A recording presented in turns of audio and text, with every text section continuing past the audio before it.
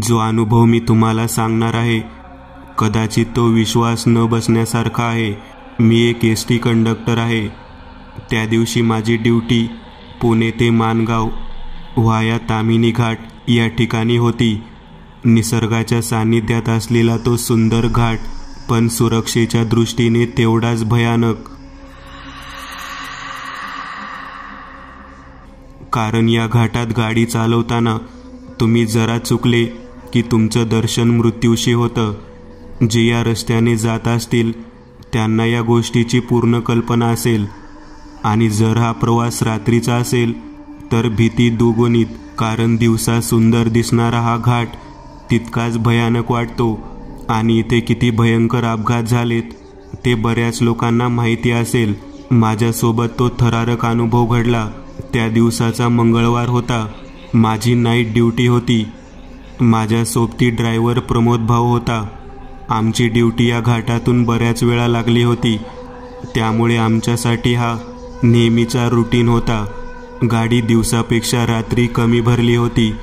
समोरच्या सीटवर काही प्रवासी होते आणि माझ्या मागच्या सीटवर काही जण दिसत होती। रात्रीचे 10 वाजले होते। गाडी पौंडच्या पुढे निघाली होती। काहीच वेळात जामगाव फाटा येणार होता। मी जोरात म्हणालो, चला, कोणी जामगाव फाटा आहे का? असेल तर पुढे या। हो काका, थांबवाल? माझ्या बाजूच्या सीटवर बसलेली ती 1-2 माणसं म्हणाली, आणि काहीच वेळात जामगाव फाटा आला। मी बेल वाजवली आणि एसटी बस थांबली। ते उतरताच पुन्हा 2 वेळा बेल वाजवली। तशी गाडी पुन्हा वेगात समोरच्या दिशेने निघाली। गाडी बाहेर चांगलाच अंधार होता। अधूनमधून आजूबाजूच्या गावातील लाईटचे दिवे दिसत होते। दिसली येताच 2 प्रवासी तिथे उतरले। आता फक्त गाडीत माझ्या मागची काही माणसं होती। ती सगळी चाचीवलीला उतरणार होते, आणि बऱ्याच वेळाने गाडी चाचीवलीजवळ येऊ लागली। तसा मी जोराने ओरडलो, चला चाचीवलीवाले या लवकर पुढे। आणि मागची काही माणसं आपापली सामान घेऊन पुढे आली, आणि फायनली चाचीवली आलं। मी माझ्या सीटवरून गाडीचे दार उघडले। ड्रायव्हरने समोरचा लाईट चालू केला, आणि त्या पिवळ्या प्रकाशात ती माणसं उतरू लागली। काहींचे राहिलेले पैसे मी परत दिले। माझे सहजच लक्ष बाहेर गेले। चाचीवली पूर्ण शांत होतं। ते प्रवासी गावाकडे गेले असता रस्ता आता पूर्ण शांत होता, एकाकी होता। मी गाडीचं दार बंद केलं आणि पुन्हा डबल बेल दिली। मी मागच्या सीटवर पाहिलं। गाडी आता पूर्ण रिकामी झाली होती। चला प्रमोद भाऊ, काढा गाडी। नाही आता कोणी। मस्त झोप निघेल आता माणगाव येईपर्यंत। मी एसटी ड्रायव्हर प्रमोद भाऊला म्हणालो, हो काढतो की, जरा तंबाखूची पुडी देता का? विलास भाऊ, विसरलो राव घरीच, आता आठवण झाली। हो हो, घ्या ना। मी माझ्याकडील पुडी त्यांना दिली। त्यांनी चोळून खाणे झाल्यावर गाडी पुन्हा चालू केली। घर घर करत गाडी चालू झाली आणि पुन्हा माणगावच्या दिशेने निघाली। मी खिडकी बंद करून प्रमोद भाऊला समोरचे लाईट बंद करायला लावले। आता पूर्ण गाडीत अंधार होता। मी अंग सैल करून समोरच्या बाजूने लांब पाय करून डोकं मागे टेकून झोपलो। डोळे मिटले। गाडीच्या त्या आवाजात आणि थंड हवेने माझे डोळे कधी लागले ते मला कळलेच नाही। किती वेळ झाला असेल ते मला माहीत नाही, पण आता अंगाला चांगलीच थंडी झोंबत होती, आणि त्यामुळेच मला जाग येत होती। मी डोळे उघडले। गाडी पूर्ण अंधारात समोर रस्त्यावर धावत होती। मी जरा सरळ झालो। डोळ्यांना स्पष्ट दिसत नव्हतं। काही वेळ डोळ्यांना अंधाराची सवय झाली, आणि माझे लक्ष माझ्या बाजूच्या सीटवर गेलं, आणि मी जवळपास ओरडलोच, अरे देवा, हे कोण? त्या सीटवर अंधारात कोणीतरी बसले होते। ते 2 जण वाटत होते, कारण अंधारात ते माझ्याकडेच बघत होते, आणि मला मानवी चेहऱ्याचे 2 डोके दिसत होती। मी ओरडलो तसं प्रमोद भाऊंनी गाडी जरा साईडला घेऊन थांबवली। काय हो विलास भाऊ, काय झालं प्रमोद भाऊ? गाडीत अजूनही कोणीतरी आहे हो. मी घाबरत त्यांना म्हणालो. त्यांनी गाडीतील लाईट चालू केली आणि प्रमोद भाऊ म्हणाले, अहो विलास भाऊ, तुम्ही झोपले असताना तामिनी घाटातून हे जोडपं चढलं. मी त्या जोडप्याला पाहत होतो. साधारण माणसासारखी बाई माणसं होते. तरुण दिसत होती, नुकतेच लग्न झालेली. त्यांच्याकडे पाहताना मला अजूनही भीती वाटत होती. अहो पण मला सांगायचं तरी प्रमोद भाऊ. माफ करा काका आम्हाला. आम्हीच गाडीला हात दाखविला होता. त्यांची चूक नाही. आमची कार तामिनी घाटात बंद पडली होती. बऱ्याच वाहनांना हात दाखविली पण कोणती गाडी थांबतच नव्हती. मग काही वेळाने एसटी बस येताना दिसली. सुदैवाने गाडी थांबली. आम्हाला फक्त समोरच्या गावापर्यंत येऊ द्या. त्या जोडप्यातील तो तरुण व्यक्ती मला म्हणाला, माझा तर जीवच गेला होता. मला वाटलं अचानक कसं काय चढलं गाडीत. प्रमोद भाऊ माझ्यावर जरासे हसले आणि मला म्हणाले, घाबरू नका हो विलास भाऊ. असं तर किती वेळ अडचणीत आलेल्या लोकांना आपण मदत करतो. हो काका, हवे तर आम्ही तिकीट काढतो पुढील गावाचे. तो तरुण मला म्हणाला, अहो नको, राहू द्या. तसेही गाडी माणगावपर्यंत खाली जाणार आहे. मी त्याला म्हणालो. गाडी पुन्हा चालू करत प्रमोद भाऊंनी पुढे घेतली. माझे लक्ष गाडीच्या खिडकीतून बाहेर गेले. घनदाट अंधार होता आणि आम्ही अजूनही तामिनी घाटातच होतो. तुम्ही आम्हाला पाहून खूपच घाबरले होते का हो काका? तुम्ही ठीक आहात ना? तो तरुण मला म्हणाला, हो म्हणजे खरंच घाबरलो. एकतर मगाशी पूर्ण गाडी खाली झाली होती आणि उठल्यावर अचानक अंधारात तुम्ही मला दिसले.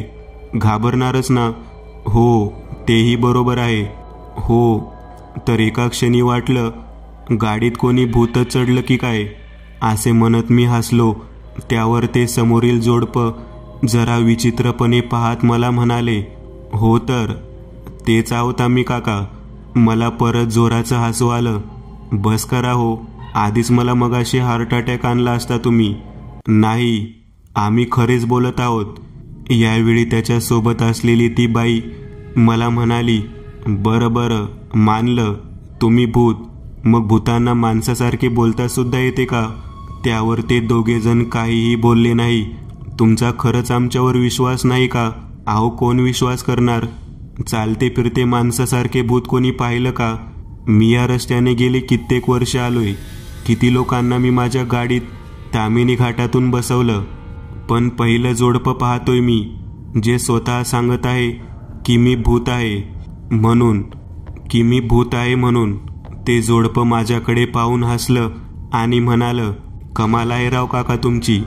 वाटलं तुमची थोडी गंमत घ्यावी, पण मानलं तुमच्या हिमतीला.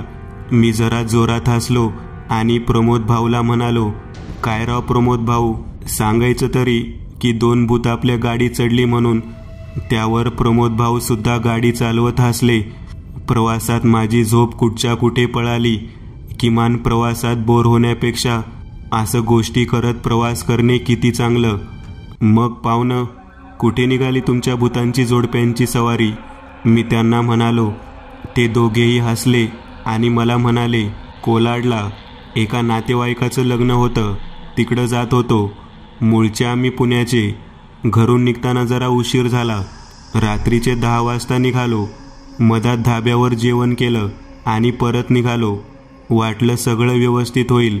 प्रवास रात्रीचा होता, त्यामुळे जरा भीतीसुद्धा वाटत होती. कसली भीती? काका, तुम्ही प्रत्येक गोष्ट हसण्यावर नेऊ नका. तो तरुण मला म्हणाला.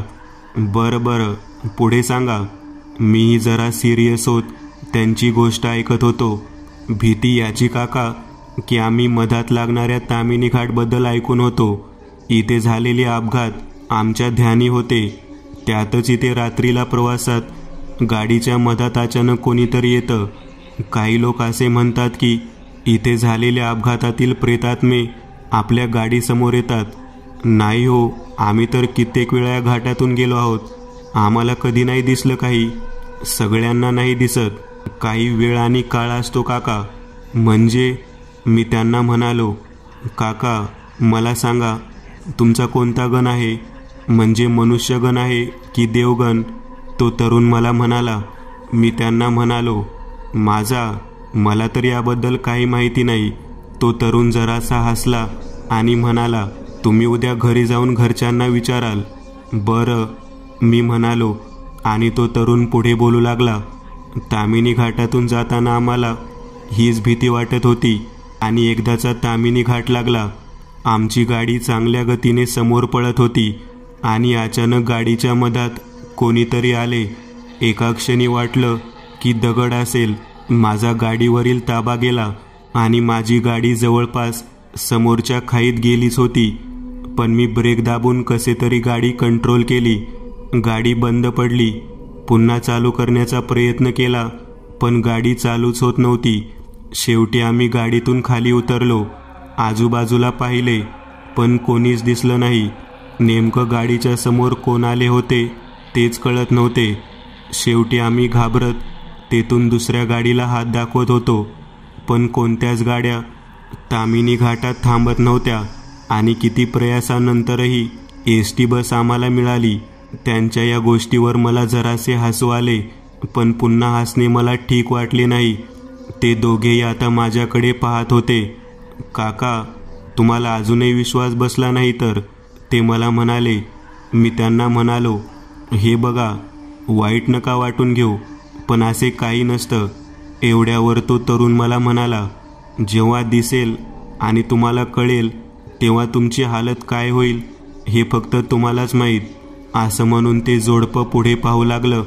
मीही काहीच न बोलता बाजूच्या खिडकीतून बाहेर पाहू लागलो. आणि काहीच वेळा समोरचं गाव आलं. प्रमोद ड्रायव्हरने गाडी थांबवली. ते जोडपं गाडीच्या खाली उतरले आणि समोरच्या रस्त्याकडे चालू लागलं. मी त्यांना जोरात म्हणालो, अहो पाहुणे, गाव या साईडला आहे की, इकडे कुठे अंधारात जात आहात तुम्ही? त्यावर त्यातील तो तरुण मला म्हणाला, तुम्ही अजूनही आम्हाला ओळखलं नाही तर? आम्ही भूतप्रेत आहोत आणि आमची जागा गावात नाही, स्मशानात आहे. असं म्हणून ते जोडपं चांगलंच हसलं आणि चालत दूरवर त्या अंधारात नाहीसे झाले. मी आणि प्रमोद भाऊ जरा नवलानेच तिकडे पाहू लागलो. काय येडी माणसं आहेत ही. दिसण्यावरून तर शिकली सवरली वाटत होती. काय वेड्यासारख्या गोष्टी करत होते. भूतप्रेत आहे, मनुष्यगण, देवगण. बरं प्रमोद भाऊ, मला सांगा, तुमचा कोणता गण आहे हो? मनुष्यगण आहे बाबा, प्रमोद भाऊ मला म्हणाले. असं का? मग तर तुम्हाला भूत दिसायला पाहिजे होती. असं म्हणत मी त्यांच्याकडे पाहून हसू लागलो. प्रमोद भाऊ हसले आणि त्यांनी गाडी पुन्हा रस्त्याच्या दिशेने घेतली आणि गाडी माणगावला पोहोचली. आणि थोडंसं जेवण करून विश्रांती करायला गेलो. सकाळी आम्हाला गाडी घेऊन पुन्हा पुण्याला यायचं होतं, पण त्याआधी थोडासा फ्रेश होऊन आम्ही चहा घ्यायला गेलो. डेपोमधील हॉटेलात मी चहाची ऑर्डर दिली आणि प्रमोद भाऊ गाडीची नोंदणी करायला नोंदणीगृहात गेले. काहीच वेळात तेही चहा घ्यायला हॉटेलमध्ये आले, पण येताना ते घाबरले होते. त्यांच्या चेहऱ्यावर चांगलीच भीती होती आणि त्यांच्या हातात काहीतरी होते. ते आले आणि माझ्या समोरच्या टेबलावर बसले. त्यांच्या हातात वर्तमानपत्र होतं. मी ते वर्तमानपत्र घेतलं आणि त्यांच्याकडे पाहू लागलो आणि त्या पेजवरील बातमी पाहून माझी घाबरगुंडी उडाली. आणि त्यावर लिहिलं होतं, तामिनी घाटात एका 4 चाकीचा खोलदरीत पडून अपघात. एक नुकतेच लग्न झालेले जोडपे यांचा दुर्दैवी मृत्यू. आणि बाजूला छोट्या चौकोनात त्यांची फोटो दिली होती. आणि फोटो आमच्या त्या काल रात्री गप्पा मारत बसलेल्या जोडप्याची होती. म्हणजे ते जोडपं खरं बोलत होतं. ते खरंच भुताटकी होते. माझे हातपाय थरथर कापत होते. आम्ही कसे तरी पुन्हा पुण्याला एसटी बस घेऊन आलो. मी काही दिवस सुट्टी काढली. प्रमोद भाऊ सुद्धा काही दिवस त्या गोष्टींनी आजारी होते. मी भेटायला गेलो असता ते म्हणाले की मला ते जोडपं अजूनही दिसतं. माझा जीव मागतं. मी जिथपर्यंत हे करत नाही त्यांना माझा जीव देणार नाही, ते इथून जाणार नाही. मी त्यांची गोष्ट ऐकताच वाटलं जणू मी बहिरात झालोय. सुन्न झाल्यासारखे वाटत होते. त्या दिवशी मी घरी आलो आणि दुसऱ्याच दिवशी प्रमोद भाऊच्या घरून फोन आला की त्यांनी गळफास लावून आत्महत्या केली म्हणून. आणि मला माझ्या घरच्यांकडून कळालं की माझा गणसुद्धा मनुष्यगणच आहे. ज्या दिवशी प्रमोद भाऊंनी आत्महत्या केली त्या दिवसापासून ते तरुण जोडपं मला माझ्या खोलीत दिसतं. इथेच ते डेरा टाकून आहे. माझ्या व्यतिरिक्त ते कोणालाही दिसत नाही. 5-5 मिनिटांनी फक्त आम्हाला तुझा प्राण दे, आम्हाला तुझा प्राण दे म्हणून ओरडत असतं. मी 1 महिन्यापासून सहन करीत आहे. सगळं करून पाहिलं पण व्यर्थ. आता माझी सहनशक्ती संपली आहे. मी माझा निर्णय घेतलाय. ती मला मेल्याशिवाय सोडणार नाहीत. आताही लिहिताना सुद्धा ते माझ्या समोरच बसले आहेत. त्याने एवढं लिहून ते नोटबुक बंद केलं. पेनाला टोकर लावलं. तो पेनही तिथेच ठेवून त्याने समोर पाहिलं. त्या समोरच्या खुर्चीवरती रक्तबंबाळ चेहऱ्याचे जोडपे बसले होते. त्याने उठून ती खुर्ची मागे घेतली, त्यावर चढला आणि त्या पंख्याला बांधलेल्या फासात आपली मान लटकवली, गाठ पक्की केली. एक वेळ त्याने त्यांच्याकडे पाहिले. ती दोघेही हसत हातांनी टाळ्या वाजवत होते. मग त्या व्यक्तीने आपले डोळे बंद केली आणि खुर्चीच्या बाहेर उडी घेतली.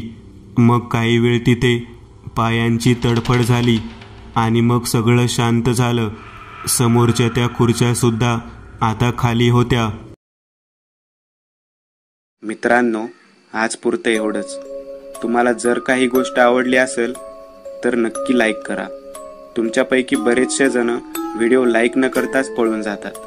पण हा जर व्हिडिओ तुम्ही लाईक केला तर मला जरा बरं वाटेल आणि असेच भारी भारी व्हिडिओ बनवायची माझ्यात एनर्जी येईल. त्यामुळे नक्की लाईक करा. आणि अजूनही कोणी या चॅनलला सबस्क्राईब केलेलं नसाल तर लगेच सबस्क्राईब करून टाका. आणि बाजूची घंटी ती मात्र दाबायला विसरू नका. देवाची घंटी आहे ती. चला तर मग पुन्हा भेटूया अशीच एक आगळी वेगळी गोष्ट घेऊन पुढच्या